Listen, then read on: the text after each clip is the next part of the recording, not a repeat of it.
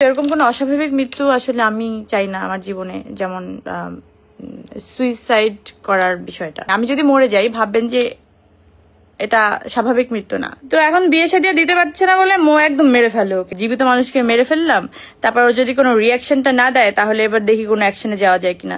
ভাই এত সোজা না, মানে কোনো কিছু হলে ভাই আর অন্য কিছু খুঁজে পান না, মানে পরিমনির কেন এত কি সমস্যা জীবনে?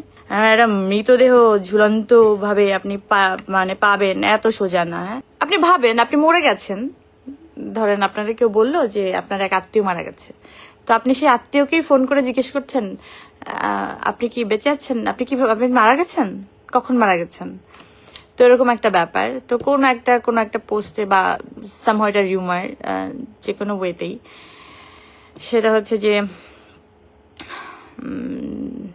আল্লাহ মাফ করুক, যে আমার ঝুলন্ত মরদেহ আমার মরদেহ ঝুলন্ত অবস্থায় পাওয়া গেছে।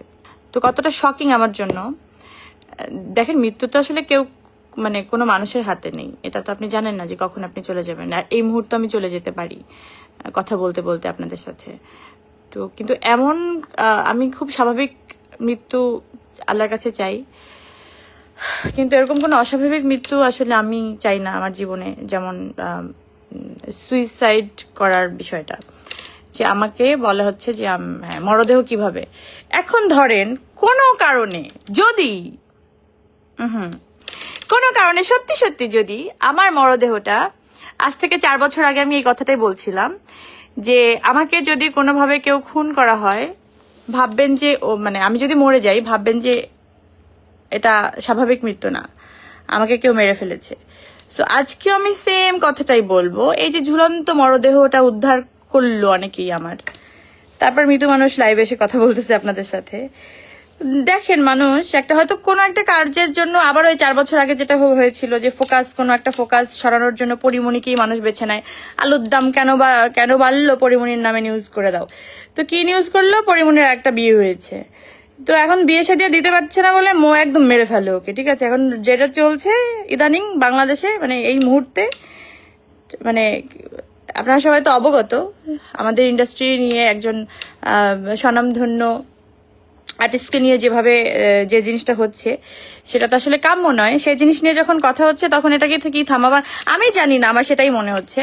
আবার এটার পেছনে এমনও থাকতে পারে যে হ্যাঁ, আজকে একটা জীবিত মানুষকে মেরে ফেললাম, তারপর ও যদি কোনো রিয়াকশনটা না দেয় তাহলে এবার দেখি কোনো অ্যাকশনে যাওয়া যায় কিনা। ভাই এত সোজা না, এত সোজা না। আমি আগেও বলছি, ওই 4 বছর আগে গলাবাজি এরকম গলা ফাটায় যে আমি সুইসাইড করার মতো মেয়ে না, আর আমার জীবনে এখন সুইসাইড করার মতো কোনো ইস্যুই নাই।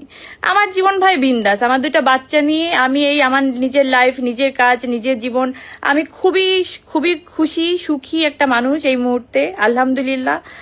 মানে আমি আমার ফ্যামিলি নিয়ে অনেক খুশি। এই খুশির মধ্যে আপনারা কেউ আপনাদের জীবনযাপন ঢুকিয়ে দেবেন না। মানে কোনো কিছু হলে ভাই আর অন্য কিছু খুঁজে পান না, মানে পরিমনির কেন এত কি সমস্যা জীবনে? একটা নিউজের হেডিং এর জন্য খালি পরিমনির নিয়ে টানানি কেন? আপনাদের কি সমস্যা? আচ্ছা, যাই হোক, ওই 2টা জিনিস ক্লিয়ার করার কথা। আমি বেঁচে আছি হ্যাপিলি, সুস্থভাবে, আমার কোনো অসুখ হয়নি, আমি সারাদিন শুটিং করেছি। আর দ্বিতীয়ত, আমার জ্বর হলেও মানুষ জানে, আমি জানাই যে আমার খুব অসুখ, আমার খুব মন খারাপ, আমার খুব শরীর খারাপ, আমার সব মানুষ জানে। ঠিক আছে, একটা মৃতদেহ ঝুলন্ত ভাবে আপনি মানে পাবেন, এত সোজা না। হ্যাঁ, এইসব প্ল্যান যদি মাথায় কারো থেকে থাকে, আল্লাহর রাস্তায় একটু হজ করে আসেন, যে নিজের মনটাকে পরিষ্কার করে আসেন।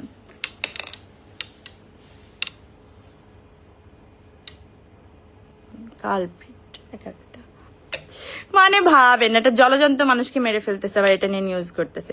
আবার কি, এটা এই মাত্র জানা গেল পরিমনির নিউজটা আসলে কি মৃত, আরে লাইনটাই মনে থাকে না, কি লাইন বলো, ঝুলন্ত মরদেহ কি এই রিলেটেড যেটা মানে নিউজটা, এটা ভুয়া। মানে কতটা শেমলেস এরা। মানে আচ্ছা, এই টাকাটা আপনারা যে ইনকাম করবেন, মানে এই অনলাইন ভিত্তিক এইসব জিনিসপত্র করে, এটা গিলবেন কিভাবে? আপনাদের মানে হজমটা হবে কিভাবে আমার একটু বলবেন? আপনারা আসলে আদৌ মানুষ? কোনো প্রাণীর নাম নিয়ে আপনাদেরকে গালিগালাজ করা যায় না। কদিন খুব ভদ্রতদ্র হয়ে আপনাদের সাথে দেখাইছিলাম, কিন্তু রে বাবা রে বাবা, আমি তো আমার জীবনে থাকি, এরা তো আমার জীবন ছাড়ে না।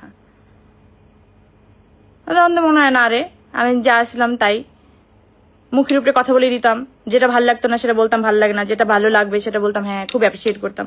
আমি ওরকমই ঠিক আছি। না অ্যাভয়েড করা আমার সাথে আসলে যায় না, আমি এই 4 বছরে দেখছি তো। আর বাচ্চা হয়ে যাওয়ার পরে হয় না যে আমি খুবই আমার বাচ্চার জন্য আমার নিজস্ব একটা জীবনযাপন বানাই নিছিলাম আপনাদের থেকে, সবকিছুর থেকে দূরে। এটাও পছন্দ হয় না ভাই, কি পছন্দ হবে তাহলে জীবনে? তাহলে আমি আমার মতো চলি। এবার আপনাদের কি পছন্দ আমি কিভাবে বুঝবো? আপনারা কোনটা রিসিভ করবেন কি করবেন না?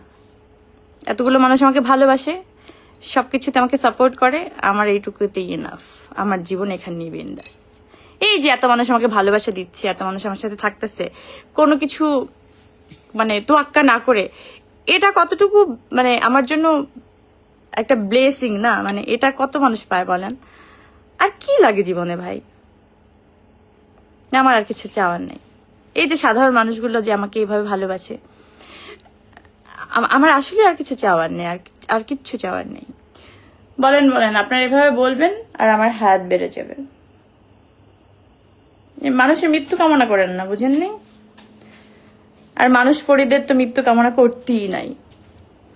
আল্লাহর জিনিসপত্র যেগুলো আল্লাহর হাতে, একান্ত আল্লাহর হাতে, সেগুলো নিয়ে বাড়াবাড়ি করেন না। এগুলা ঠিক না, এগুলো পছন্দ করেন আল্লাহ। আমি বেঁচে আছি, বুঝছেন, প্রমাণিত। আর আমি জীবনও সুইসাইড করবো না, আমার সুইসাইডের মতো জীবনে ঘটনা ঘটবেও না। দেখা থাপড়ায় মারা ফেলতে পারি, যারা সব নিউজ করে যে মরে গেছে পরিমণি। মানে মরবো তো অবশ্যই, মরি, স্বাভাবিকভাবে মরি। বাট এইসব ধরনের কথাবার্তা যে বলবে, ওরা আমি ধরেন জানি না আমি।